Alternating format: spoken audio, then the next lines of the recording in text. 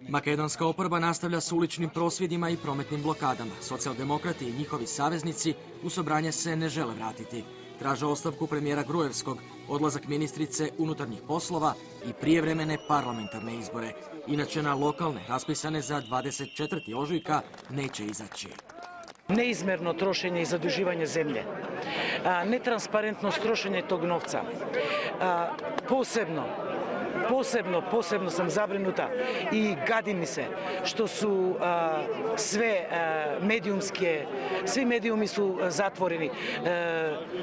Takva cenzura vlada u državi što ne mogu da shvatim da smo u 21. veku.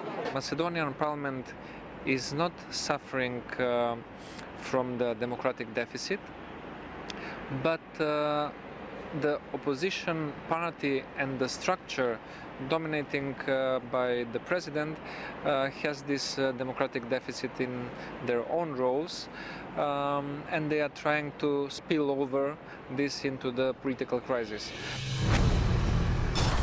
Odlazimo sada do Skoplja gdje nas čeka bivši makedonski ministar i unutarnjih i vanjskih poslova, profesor međunarodnog prava i međunarodnih odnosa Ljubomir Frčkovski.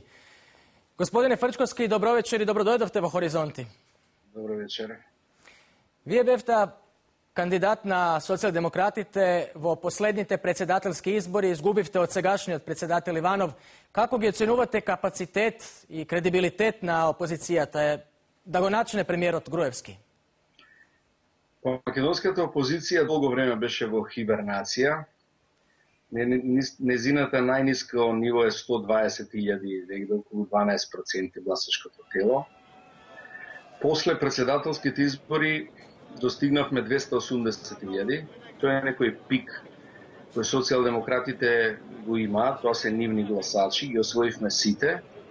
И од тој период, од 2009 до сега, тие стојат на тоа ниво. Нив им треба 330.000 гласови за победа. Разликата на последните избори, односно предвремени, беше отклонување на гласачкото тело кон опозицијата. Веќе опозицијата, заедно сите, имаат поголем број гласови него владечката коалиција. Кредибилитет Бранка Црвенковскog, потрошениот најдолговечниот македонски политичар. Па ја мислам дека Бранко Црвенковски е повеќе обсесија на Груевски персонална, со која Груевски ја гњави македонската јавност, отколку што е тоа проблем на опозицијата. Овдека се работи за искуство. Македонија поминува тешко искуство. Ние во доцни години, не како сите други држави, малку касно го поминуваме овој етнонационализам во една гротескна антиквизацијска форма. И тој систем, тој режим популистички, друг тип на борба морате со него да водите.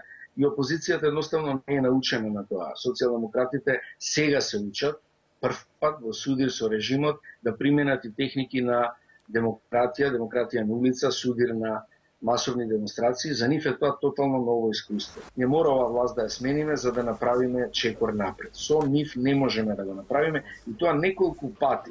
Упорно меѓународната јавност го искусува во работа со Груевски. Нема, ги лаже исто како што Милошевиќ во Босна ги лажеше европејците, додека не дојде шумарот, односно американците, па ситуацијата се помести од место. Дали затвореноста на земјата и невозможноста на комуникацијата на младите генерации со светот дошла на наплата и кога е во прашање се она што се случува во македонската политика и друштво денес?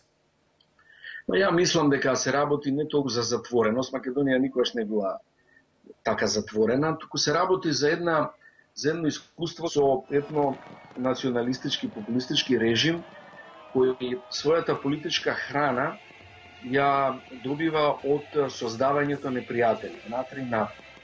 Ке видите основни линии на политичката мобилизација на режимот на Груевски се грците не се непријатели, сега и бугарите ги направи непријатели, албанците се перманентен внатрешен непријател со кој треба да бидеме на штрек, меѓународната заедница не мрзи, тоа е вокабулар од 91-а, 2-а, 3-та во Србија под режимот на Милошевиќ, за жал во една поублажена и попровинцијска верзија во Македонија. И тој систем на непријателство, тензичност, практично создава чувство на ксенофобија и изолираност на Македонија.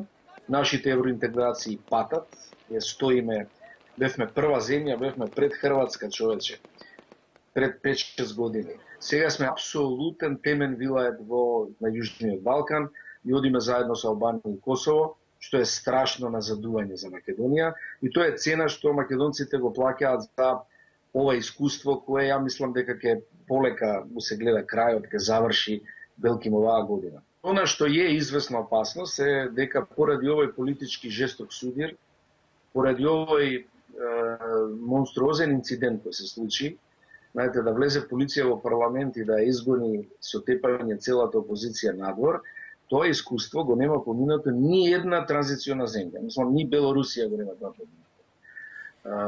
Едно е да се кошкаат и тепаат пратеници внатре во парламентот, што представува еден фолклор од Тајван или, што знам, Украина, но полиција, извршната власт, да влезе во независната законодавна и цела пратеничка група со тепање на тлоци да извади надвор, тоа е скандал кој во историјата на транзицијата ќе биде без некаква гордост прилепен на Македонија.